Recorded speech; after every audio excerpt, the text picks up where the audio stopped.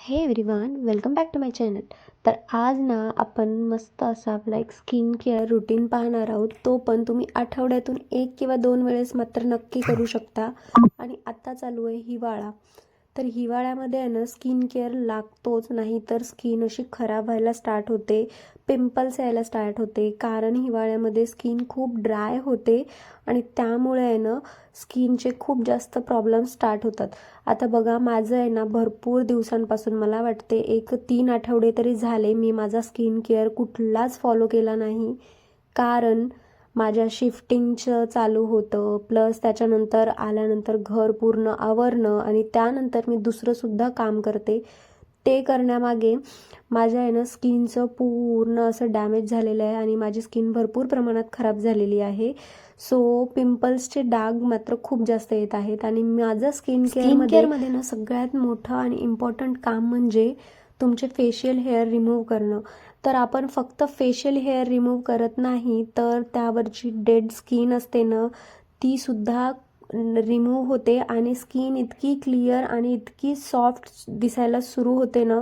तर खूप जणांचा असा मिथ आहे की जेव्हा आपण फेशियल हेअर रिमूव्ह करतो तर त्यामुळे आहे ना माणसांसारखे केस यायला सुरू होतात किंवा केसांची ग्रोथ जास्त होते किंवा खूप जास्त डार्क हेअर्स यायला सुरू होतात. तर फक्त हे एक मिथ आहे, तसं काहीही होत नाही. उलट तुमच्या केसांची ग्रोथसुद्धा कमी होते आणि तुमच्या स्किनवर जी डेड स्किनची लव असते ना ती पूर्ण रिमूव्ह होते आणि स्किन खूप छान दिसायला सुरू होते. आता मी मागील 5 ते 6 वर्ष झालेली आहे मी माझे फेशियल हेअर्स रिमूव्ह करते. आणि जर तुमच्या फेसवर खरंच फेशियल हेअर्स जास्त असतील ना तर तुम्ही हे मात्र खरंच करून पहा. पण त्यासाठी ब्लेड्स चांगले यूज करा, म्हणजे त्याचा इफेक्ट पण छान होतो आणि खूप माइल्ड हाताने तुम्हाला हेअर्स जे आहेत ना ते रिमूव्ह करायचे आहेत. तर हेअर्स रिमूव्ह करण्याआधी मी मस्त असं फेस पूर्ण क्लीन केलं, फेशियल वाईपनी वाईप करून घेतलं आणि त्यानंतर मी हेअर्स रिमूव्ह करण्याआधी मी जे आहे ना ते ॲलोवेरा जेल लावते आणि नंतर त्याच्यानंतर पॅक लावते आणि मस्त आपली बारीक छोटी मोठी काम असतात ना ती करायला घेते. आणि त्यानंतर ना आम्हाला आज एक पार्सल रिसीव झालं होतं आणि ते आमचं नव्हतं बरं का.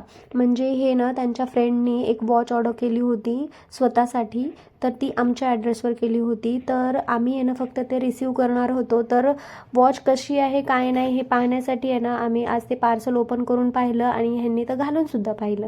तर असो, आता हे सगळं झाल्यानंतर ना मस्त अशी एक मूवी लावून घेतली आणि मूवी अशी पाहायला स्टार्ट करणारच म्हणजे आमचं आहे ना दुसरं पार्सल आलं. आता तुम्ही गेस करू शकता का ही मूवी कुठली आहे? नक्की कॉमेंट करा. तर आता आमच्या घरी तरी ना सध्या एवढे पार्सल येत आहे आणि सगळे पार्सल्स ना वेदांतीच्या बड्डेचे आणि ते सुद्धा मावशीचे. तिची मावशीनी इतके ऑर्डर केलेले आहेत तिच्या मीन्स बड्डेचे गिफ्ट आणि सरप्राईज गिफ्ट. बरं, आम्हाला माहिती नाही आहे कुठले गिफ्ट काय काय आहेत ते. तर एक झालं की एक झालं की एक ना आज तरी पार्सल येतच होते. आणि नेमके हस्बंड ज्या दिवशी घरी असतात ना त्याच दिवशी पार्सल्स खूप जास्त प्रमाणात रिसीव होतात आणि त्यांना वाटतं की आपण असेच ऑर्डर करत राहतो आणि पैसे उडवत असतो. पण हे कोणी सांगणार की हे पार्सल आता मी ऑर्डर केलेले नाही आहे.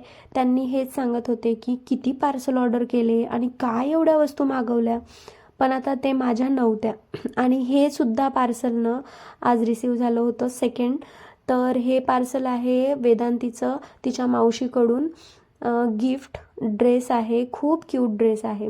बरं, आता गिफ्टचं राहिलं बाजूला, तर दुसरा विषय असा आहे की आमच्या नांदेडमध्ये ना एक हिडन मार्केट आहे बरं का. म्हणजे तुम्हाला माहिती आहे की नाही मला माहिती नाही, पण या मार्केटमध्ये ना खूप अशा छान छान वस्तू आणि खूप रिझनेबल प्राईजमध्ये मिळतात आणि खूप चीप रेटमध्ये मिळतात आणि तुम्हाला जशा हव्यात ना तशा मिळतात. जर तुम्हाला खरंच ॲड्रेस हवा असेल ना तर मला नक्की कमेंट करा, मी तुम्हाला ॲड्रेस नक्की देईल जर कमेंट आला तरच. ओके. आणि या मार्केटमध्ये जेव्हा मी जाते ना तेव्हा माझ्याकडून नाही म्हटलं तरी काही नाही तर काही खरेदी होतेच. सो त्यासाठी आहे ना मी होईल तेवढं तर अवॉइडच करते. पण आज ना खरंच मला असं दाखवावंसं वाटलं, कारण मी एवढ्या खूप कमी रेटमध्ये घेत होते आणि तुम्हालासुद्धा दाखवायची अशी माझी इच्छा होती. ठीक आहे. तर त्या मार्केटमधून निघालो आणि आता तुम्ही विचार करत असेल ह्या अशा चटकपटक वस्तू ही का पाहत आहे, तर नेमकं तुम्हाला आयडिया आली असेल. तर नक्की सांगा मला की हे सगळ्या गोष्टी आहे ना कशासाठी घेत असेल. तर हो, माझ्याकडे आहे ना घरी एक प्रोग्राम होणार आहे आणि त्यासाठी आहे ना माझी ही शॉपिंग चालू आहे. तर कुठला प्रोग्राम, कशाचा प्रोग्राम आणि नेमकं काय होणार आहे हे सगळं तुम्हाला मी पुढच्या व्हिडिओमध्ये नक्की सांगेल. सो आज तरी ना हे असं माझं इथं शॉपिंग करणं चालू होतं. आता माझ्या डोक्यात एक प्लॅन चालू होता, तर मला तो एक्झिक्यूट करायचा होता आणि मला ज्या गोष्टी पाहिजे होत्या ना त्या तिथं काही मिळत नव्हत्या. तर मी आता माझा प्लॅनच चेंज केला आहे आणि जसं मिळत आहे ना मी तशा पद्धतीने माझा प्लॅन एक्झिक्यूट करणार आहे.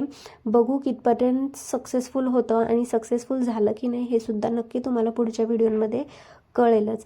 तर इथं आहे ना माझं जो दुकानवाला होता ना त्याला मी कंटिन्यू बोलण्यावरच होते आणि त्याला सांगण्यावर होते की मला काय पाहिजे. तर आता हा आमच्या दिवसातला लास्टचा पोर्शन, तो म्हणजे साडी ती खरेदी करण्यासाठी आम्ही आलो आहोत. आता तरी तुम्हाला नक्की आयडिया आलीच असेल की नेमका माझ्या घरात कुठला प्रोग्राम आहे. तर आता या शॉपमध्ये आहे ना व्हिडिओ घेणं खरंच अलाउड नव्हतं, पण माझ्या राधवीनी आहे ना हा व्हिडिओ कसा घेतला, कधी घेतला हा खरंच मला माहिती नाही, पण तिने व्हिडिओ खूप छान घेतलेला आहे तुमच्यासाठी फक्त. आणि ही मॅडम बाहेर निघाली की हिला जेवण करून येऊन सुद्धा भूक लागतेच. तर इथं मस्त असे डोनट एन्जॉय करणं चालू होतं. आता ती बाहेर गेले ना बाकी काही नाही मागत, फक्त डोनट, आणि तिला ते डोनट्स खूप आवडतात. आणि हे आहे ना आमच्या नांदेडचा सगळ्यात मस्त असा स्पॉट. नाईट टाईमला हा व्ह्यू इतका छान दिसतो. आणि स्पॉट कुठला आहे नक्की कॉमेंटमध्ये सांगा. ओके, तुम्हाला जर व्हिडिओ आवडला असेल ना तर व्हिडिओला खरंच लाईक करा, शेअर करा आणि कमेंट करायला विसरू नका. That's it for today. Bye everyone.